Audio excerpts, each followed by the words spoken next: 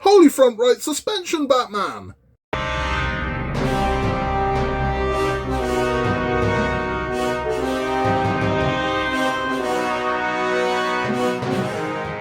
Hello there, Dark Knights, and welcome back to Build with the Boys. We've now got part 4 of Hachette's Build the Batmobile Tumbler. And we have a lot more to do in this one, thankfully, after the very, very short issue 3.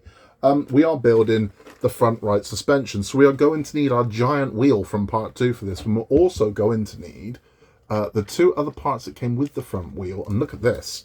January Scott was crushing it. He put them in a little bag and kept them to hand. So, yay! We've got these parts. So you're going to need this wheel and you need everything that came in part 2, basically, for this one as well. There is a lot to do. Thankfully, this is the most in-depth part we've had so far of the 4. I'm looking forward to building this. At the end of this one, we'll be talking about Batmobiles. And we're going to be talking about what's regarded as the first Batmobile, but it ain't. There were 2 Batmobiles on screen before the 66 Batmobile. We'll talk about those another day, because there's not a lot to say about them, and they weren't Batmobiles. They were just cars they used in a serial that was on in 39 and 45. But we are going to be talking about the 66 Batmobile at the end of this one. There is a lot to talk about the 66 Batmobile, so this is going to be the first part of that. This is going to be about what it is, where it came from. We're not even going to get to Batman on it, but the story of the Lincoln Futura, which what the Batman was, is actually quite fascinating. So we're going to have our first part talk about that, but that's after we have built the suspension. So let's get this open, let's get into it, let's get this built. Okay, so here is everything we get inside pack 4. Now, a lot of this, I'm very happy to report, is metal, which is important, because if it's going to support a wheel this big, and a vehicle that's limited to be very heavy, this is going to have to be decent. It's going to have to be decent, because we don't want it breaking. So let's hope they've seen us right here, because I think if we're going to have any problems with this tumbler, this is where we're going to have the problems. I think we're going to have issue with this holding the wheel and not snapping. But what we're going to do is we're taking our arm first. We're going to take the double connector as well, which is this piece here. Going to need tweezers with massive hands. So take that one out. Right. Okay, so these are the first 2 pieces that we need, and we need some AM screws. So let's get those ready.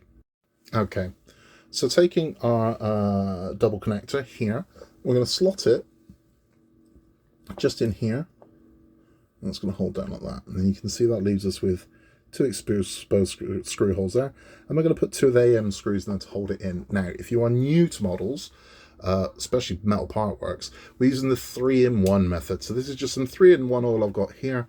For metal into metal screws, this makes life so much easier. We just touch the tip of it in there. You don't want to slather this thing in oil. And then we're going to pop our screw just in here. Get that lined up. There we go. So there you go. That just makes life so much easier. You don't have to deal with swarf or screwing it halfway in and then screwing it out, and it just makes life a lot easier. Saves the head of your screwdriver, stops you from shearing the head off the screw, just makes life, as I said, a ton easier. So just to touch into the 3-in-1, line it up, screw number 2 goes in there,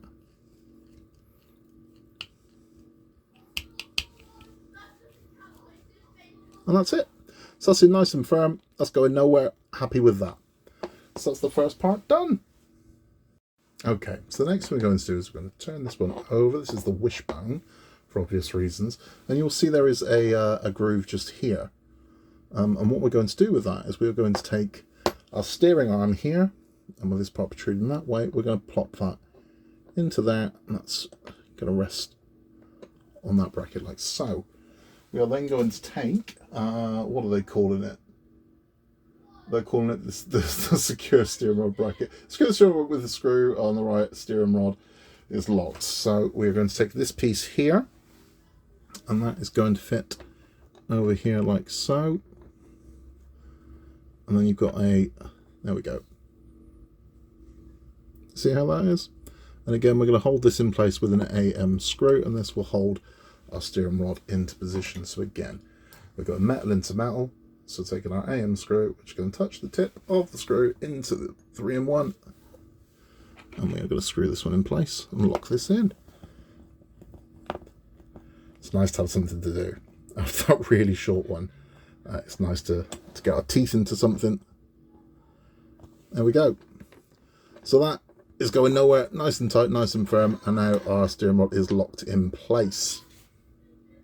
Okay, so the next thing we work on is our brake disc. Just quickly before I say that, when you do this, make sure your lug is in. Mine wasn't. So there is a lug attached to this. Make sure that's pushed down before you screw this in place. I didn't, so I've just had to write that. Right, our brake discs here. Now, they do have only one way these are going to go, because there is a lug here like so. So we're going to line these up and pop these together. So there we go. That's that. Now, to hold this in place, we're going to screw this in with 2 SP screws. Now, these are going into plastic, so you do not need to use oil on these. If you use oil on these, it won't help you. It'll hinder you, because you don't want oil all over your plastics. Trust me. So, pop that one in there. There you go. It's nice and easy. You don't need to use oil on this. It's metal. When you're having to cut the thread with the metal, that's when you need the oil. That's when it helps. With plastic, you don't need to do that. Let's put the second one in there.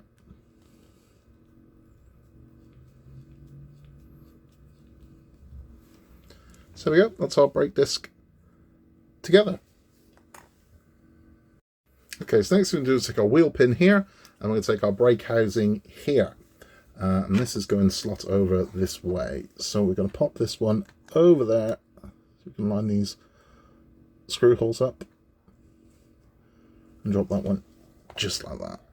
And then we're going to screw this in with, again, 2 of the AM screws. Now, again, this is metal into metal. Now, there's a plastic piece on there, but ultimately you'll put a metal screw into the metal underneath. So again, we're 3-in-1 it, just to make our lives a little simpler.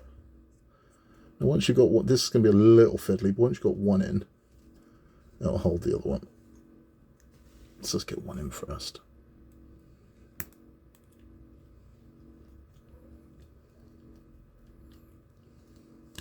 Oh, that is stiff. Let's get that one in and hold, and then we'll tighten that one up. That seemed really stiff, that one. Oh, I know what that is. Wrong bloody screw, people. Yep, that's me grabbing an SP screw that I still had out and trying to put it in there. That ain't gonna work. But yeah, there you go. That's my dummery for this one done, hopefully. But again, I'll leave it in so you can see I make mistakes too. It's not, you know, it's easily done, especially when all these screws look the bloody same. That's better. That feels, yeah, that feels good. That feels right. So that's that one in. One more. That's going in just there. And pop this one in here like so.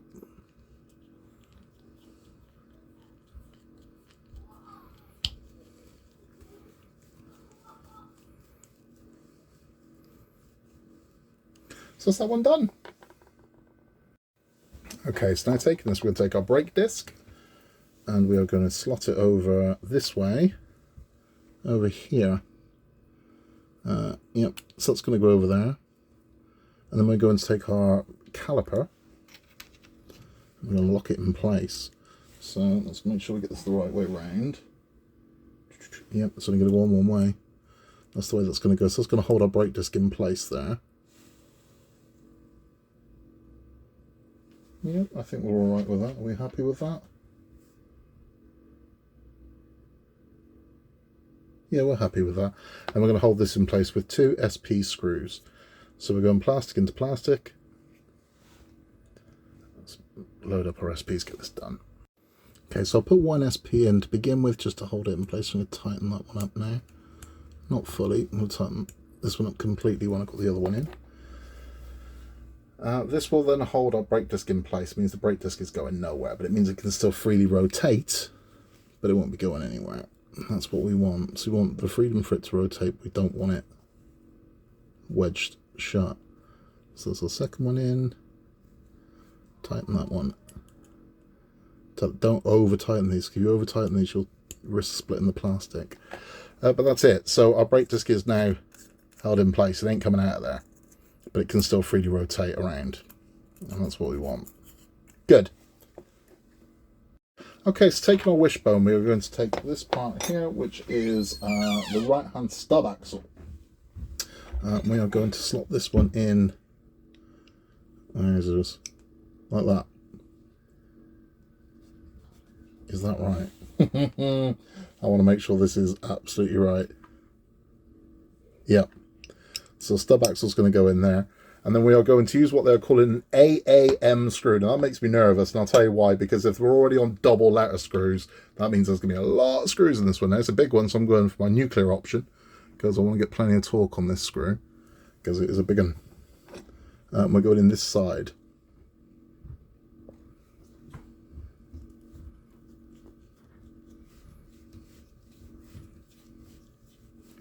So yeah, I mean, I typically use precision screwdrivers for everything, but certainly when it comes to wheels and axles or anything that needs some torque, I'd go old school. And I've got, this is still a wearer, but it's that extra torque you get from the handle you just don't get with the precision drivers. And I do want to make sure this is bloody tight because I want it to hold that wheel. And that is looking good. So that is on. That is going nowhere. There's no wobbling that at all. Happy. Okay, so taking our wheel this way round. So we want a point here going down. This is going to slot into here, I hope. Yeah, kinda. This won't be easy. And then we're going to hold this in place with GM screws. Right, so let's get one of these loaded up. Again, these are really long screws. I think we're going to stay nuclear for this one. Right, so we go touching 3-in-1. Let's try and get this held in place. Whoop.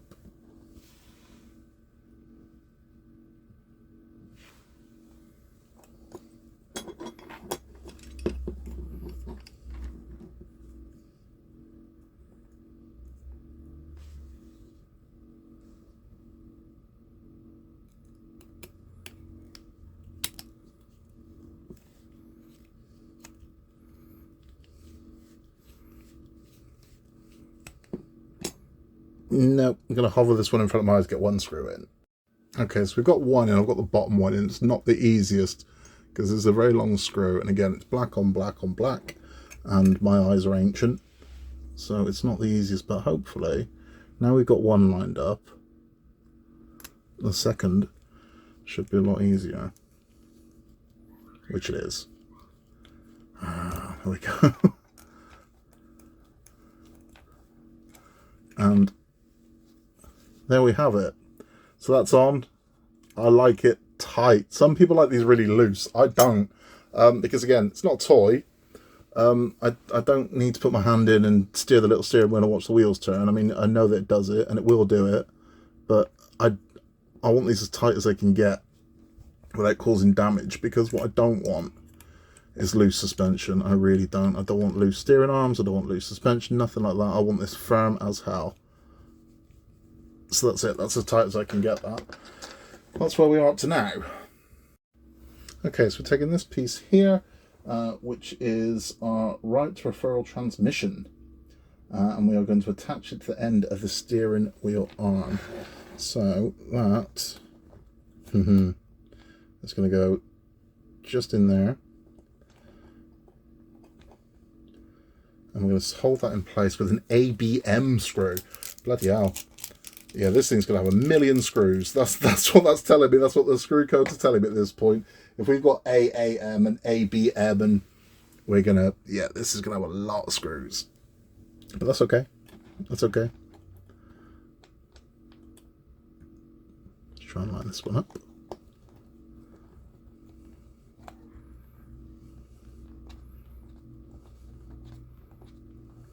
Make sure that is coming out the other side.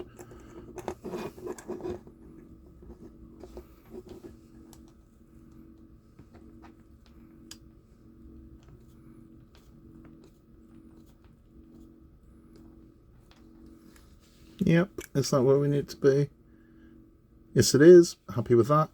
Okay, now this is going to now attach here. So that's how we're going to be looking at this point. And then we are going to hold that in place with a UM. Now, a UM, I would imagine, should have a fat head on the end of it, which it does. I'm going to screw this one into place. So, okay, UM screw, so it's got a fat head on it there.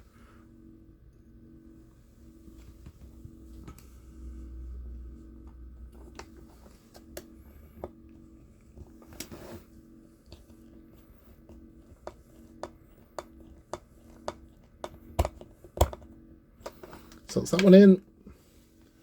And now we should have, yeah, there we go.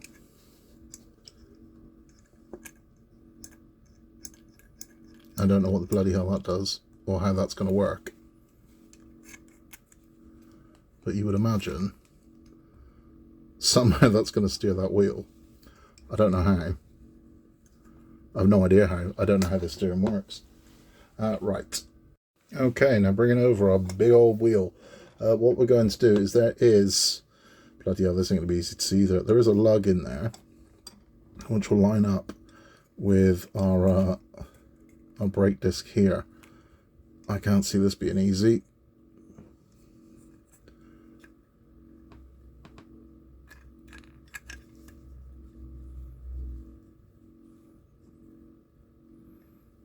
Oh, it was. Okay. Arm on. Sweet. Okay, now taking our parts from the last month, we have this washer, which we're going to drop in there. So the washer's in. And then we're going to take another of our big old AAM screws. I'm going to screw that in, and hopefully this will hold. So, taking my AAM screw here, and that, like so. I'm going to start it off with a precision driver, and then I need to put some torque on it. Switch over to my hard handle.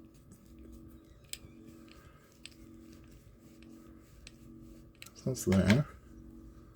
Switch over to my a little bit more torque. So I want this to be firm.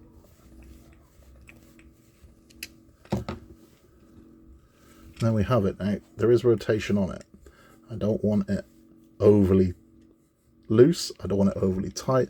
I've got it where I need it to be, so it does rotate and roll. So this is what we're looking like from this side. You can see our arm is in there. That's holding nicely. And that's how we're looking. And that is all there is to do in this one. Let's have a chat. So there we have it. That's that one complete with the arm on. Now, I did say that was all there was to do. There is one more thing to do, and that is to put this piece over there. I'm not doing that, and I'll tell you why I'm not doing that, because anyone that's built one of these before knows full well the amount of times it takes to put a wheel on and then to take it back off, and takes to put a wheel on, takes to take it back off. They did it with the Ecto 1, they did it with the DeLorean, they did it with the Route Master. So I'm not putting that on, because you'll end up having to hack away at that trying to get it out. So I'm leaving it off. It'll be the last thing that goes on the car. That's what I do. You don't have to do it yourself, but that's the way I'm choosing to do it. I'm leaving those off. There's no reason to put it on now. When the car's complete, I'll pop those on. I'll keep them nice and safe. That'll be fine. So that is all for that one. That's all for this month as well. So that's 3 and 4 done. We will be getting 5 and 6 in the next one. I can show you what is coming in issue 5, and we are getting the front bulkhead, which is there, which suggests that that is when we actually start building the car properly. That's what we're going to be starting with. It looks like we're starting with chassis. I can't see anything we've built already attaching to that. Maybe I'm wrong. Maybe the cockpit will. Maybe this piece from part 3 will. I don't know, but I don't think so. I think that's when we start building the car proper. I think we'll start getting some base for it. I don't know what's coming in part 6 yet. It is it's a mystery, or a mystery, as Adam West would say it. So that's it for this one. If you just stick around for build instructions, thank you for stopping by. Please remember to both like and subscribe. Your support is very much appreciated. If you're sticking around for our Batman chat, we are talking about Batmobiles on film. So what was the first Batmobile on film? And it wasn't the one we're going to be talking about today, but arguably the first proper Batmobile was the 66 Batmobile, because it's the first one that actually looked like a Batmobile.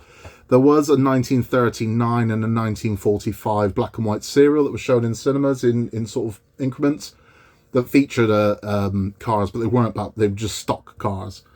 Whereas the first one to have a significant Batmobile was 1966. And it was a real car, kind of. It was a concept car. So the Batmobile was actually a modified concept car, and the concept car was the Lincoln Futura, which was handmade in Italy. It costed $250,000, which doesn't sound like a lot of money, but that would be the equivalent of $2.5 million in today's money. A lot of money. But funnily enough, Batman was not the first film or television show to feature the Lincoln Futura. But this is when it was first unveiled. So here's a black and white picture of the Futura when it's first unveiled to the world. So it was unveiled in 1955. It was built in 1954. It was unveiled in 1955. And it was a big deal. It was a concept car, and concept cars were quite the rage. If you've ever seen the episode of The Simpsons where Homer makes his car the Homer, it's kind of based on the Futura design with the bubbles. And it is very much of its era. You can see the Fallout pennants behind me, which gives you a 1950s view of what the future was going to be. So there was a lot of this at the time. It was the times of Sputnik and the space race and things like that. So there was a lot of how futuristic can we make it look. So a lot of cars look like spaceships, and we have these domes and these kind of UFO looks. In the future, it does look like that. It was never going to sell. It just wasn't. I mean, now it will. Now you look at it and you think that thing's wonderful because of Batman. If Batman hadn't have existed, would you be looking at that car now and thinking it was any good? Or would you be looking at it thinking, what's that about? But it was not. As I said, it wasn't. Batman was not the first film or television program to feature the Futura. That actually happened in 1958. So 3 years after the Futura was unveiled to the world, it appeared in a film. And it didn't just appear in the film. The film is about that car. So the whole film is about that car. And it ain't a superhero movie. It ain't a spy movie. It's a romantic comedy, which brings us to Valentine's month. Believe it or not, that car features heavily in the movie It Started With a Kiss, which is a Debbie Reynolds movie. It's this one. So the entire movie, It Started With a Kiss, is about that car. It's about the Futura. It's a very basic plot. It's a couple that meet. She is, I can't remember. I think she works a waitress in New York, and she marries a soldier who gets stationed out in Spain. They have a very whirlwind romance, and they kind of have ups and downs, but she's eventually going out to Spain to join him. She then finds out that he's won a raffle. And in that raffle, he has won the Lincoln Futura. It's worth a fortune. People lose their minds over it. So she's got to get the Lincoln Futura from New York to Spain. That's what the film's about. The film's about the car and people losing their minds over this car. Cherry red looks beautiful, but you can see this is what it looks like in the movie.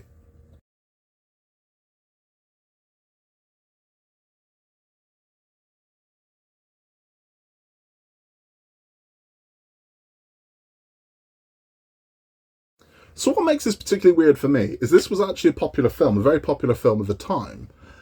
So it seems massively audacious of the makers of Batman to say, let's take that car from the movie and make it the Batmobile. It's nuts. It would be like somebody making a movie in 1993 and going, let's use the DeLorean from Back to the Future. And just insert it in the movie. You'd be like, well, that's the DeLorean Back to the Future. What are you doing? But that's what they did. So they just hijacked what was already a famous movie car and just turned it into their own thing. That's what they did. Unbelievable, but true. So that's where it came from. It would be like someone taking the Love Bug and just saying, let's tint the windows and call it the Batmobile. Like, wow. But that's what they did. That's exactly what they did. They took what was already a very popular movie car and turned it into the Batmobile. True story. And they bought it for $1. $1. Because it was just gathering dust on the film set of Warner Brothers. It was gathering dust on the lot. Hadn't done anything since It Started With a Kiss. It did kind of the media rounds when the movie came out, but times were different then. You know, in a world of endless memes and YouTube channels and TikTok videos, it would have been all over the place all the time. But back then, just gathered dust. That's all it did. So it just sat and gathered dust. The producers of Batman bought it for $1. Best dollar they ever spent. So if you want your own Batmobile, can you get one? No, you can definitely get a replica of it. But it's not like, say, the DeLorean, where you can buy a DeLorean. And it's not like the Trans Am from Knight Rider, you buy a Trans Am. No, there was one of these made, that's it. There was one Lincoln Futura, that's it. So that Batmobile is the only one on the planet. Everything else is a copy. Everything else is a copy. We'll come into it in the next part of this about where the copies came from and more into how it became the Batmobile. But that is the truth of the Lincoln Futura, of the Batmobile. It was somebody else's movie car. And it was sat doing nothing for 8 years before it was turned into the Batmobile. And famously, it was kind of a junker. When they took it over for Batman, It broke down all the time. The steering was buggered. The suspension was shot because it was an 11-year-old car by the time it actually made it to Batman. And it had been sat idle for the best part of a decade. No, it hadn't been turned over. It had been cared for. It was a junker when they left Batman, which is why they got it for $1. So if you're thinking they saw this shiny black Batmobile and paid $1 for it, they didn't. They didn't even pay $1 for a shiny red Lincoln Futura. They paid $1 for what was essentially a wreck at that point, but it had that look. And that's what's so iconic about it. And it's why a lot of us are kind of gutted that what happened to Eagle Moss when we nearly had a 66 Batmobile. Now, 66 wasn't my era, 89 was my era, and we will talk all about the 89 Batmobile in an upcoming episode. But there is so much more to talk about the 66 Lincoln Futura that I could sit here talking about it for an hour. I'm not going to do that to you. So that's just our first part of the story of the Lincoln Futura. That's how it started. The original Batmobile was a car from a romantic comedy starring Debbie Reynolds. Don't say I never learnt you nothing. That's all for this one. We will be back with more Batman in 4 weeks' time because we've not switched over to the 6-week method yet. We're still on 4 weeks. We'll have the next 2. We'll have 5 and 6. We know the bulkhead. I don't know what else we're going to get. Who knows? We might get another wheel. Who knows? It's a mystery, but it's something to look forward to. There is lots more coming up on the channel. Titanic has shipped, so Titanic will be with us, hopefully, next week. Disney Dolls has a ship, so I have more of that coming up. We've got more wooden models coming on the channel along with our weekly catch-ups and a few other bits and pieces that we will be doing. If you haven't yet, please remember to like and subscribe. It helps us massively, and we just love having you on board. We love interacting with all of you. So if you've got any questions you want to ask us, we are doing an Ask Me Anything very soon. So if you would like to ask me a question, you can by popping it in the comments, or you can contact us at buildwiththeboys@outlook.com and we'll be happy to answer your questions. We love seeing your work as well. So if you're working on anything with modifications, if you've got ideas for something, we love hearing them. If you're happy for me to show them on the channel, I'll show them on the channel. That is all from me. In a world where you can be anything at all, just be nice. And at Valentine's Day, if you can make someone smile and tell someone you love them, do. Makes the world a better place. That's it for now. Remember, Gotham needs us, and I will catch you on the next one. Same bat time, same bat channel.